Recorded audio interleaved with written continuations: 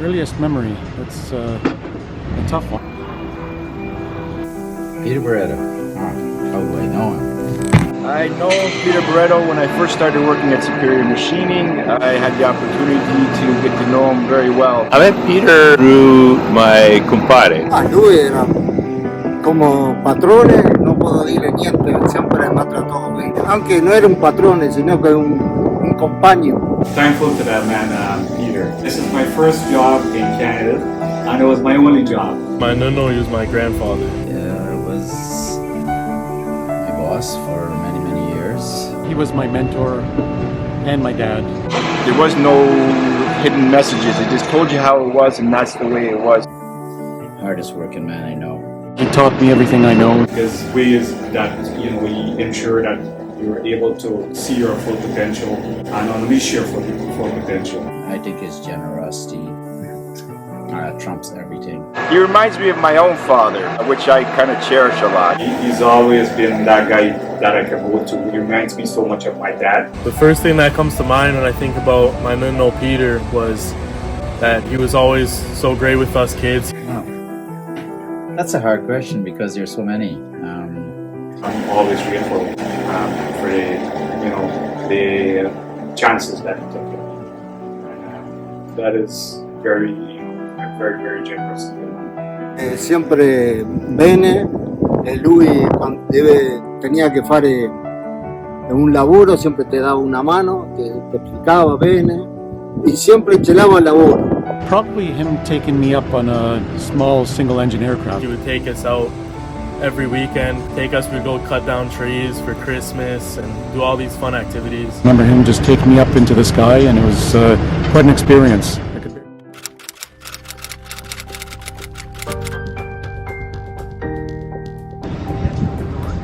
It was a very sad day that when we heard.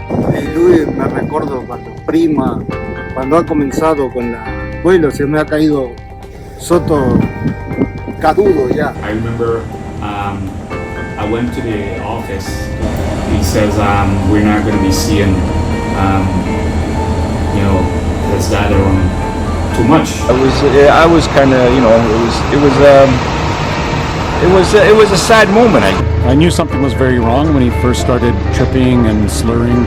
We kept thinking, no, it can't be. It's such a rare disease. I remember actually when I was working on one of the machines, I remember seeing him come in one day and he had kind of cuts on his face that he had fallen over, and I couldn't figure out why. I was in shock. Got the call that day. I still remember I was in my office here at work, and she said, it's confirmed it is ALS. Going to his house when he was not able to speak and walk. I would sit with him and go through some quotes. I respected him just as much. I just didn't like to see what he was going through. It was a shock wave around the entire shop for everyone, right?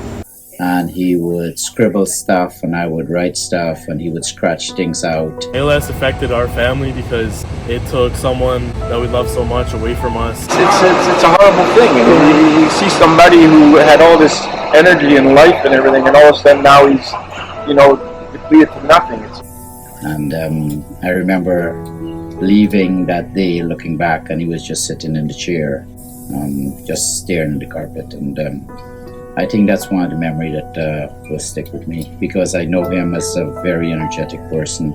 You see him depreciate as from when I first met him and how he would be running around the shop and everything, and you see how it kind of depreciated him, like it kind of got worse and worse and worse. His brain was still very, very good, very clear, very precise with everything. His numbers were right on. Well, from what I've seen from what happened to Peter, you had somebody who created something for everybody to work in a great environment, started this business with nothing, and the last memory was a little bit sad. It was him in the hospital, very sick. He was fully paralyzed by that point. Could only use his eyes to communicate. And it's not a good memory, but that's probably the last memory I've got of him.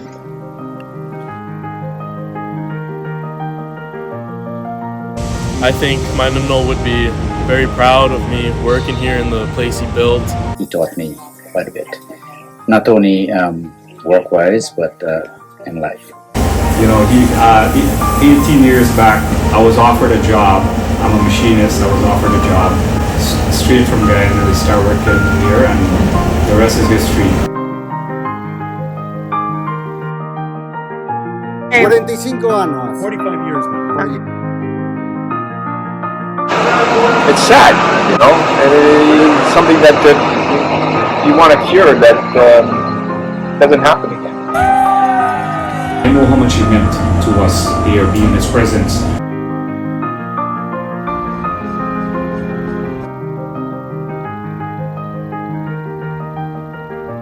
Been to every plane pull in the past 10 years and truck pulls and all of that. It really gets people together in the community and raises money for something we all think is important and something that has affected us closely. He was one of the best human being I've ever met in my entire life.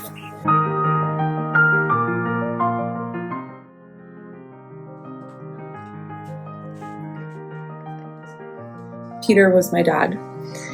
And what is your favorite memory with Peter Boaretto? There are way too many to count. No matter how many hours a week he worked, which was always crazy, like 60-hour weeks. He would come home from work, he would round up all the neighborhood kids, go get ice cream, and just him being so present and fun. To see those changes happen, it's almost like they happened so slowly but also so quickly at the same time. My dad was he still tried to live his life to the fullest. He still worked every single day. Because when you think about what people go through, just the mechanisms of the disease and having to face that, but it really is devastating for families and trying to navigate the changes. My dad went from a cane to a walker to a wheelchair in record time in just a few months. And so it definitely is a disease that affects the whole family. ALS Canada had a solution for that, or they had volunteers come to the house. So they were just so supportive every step of the disease, and we wouldn't have been able to navigate it without them, especially.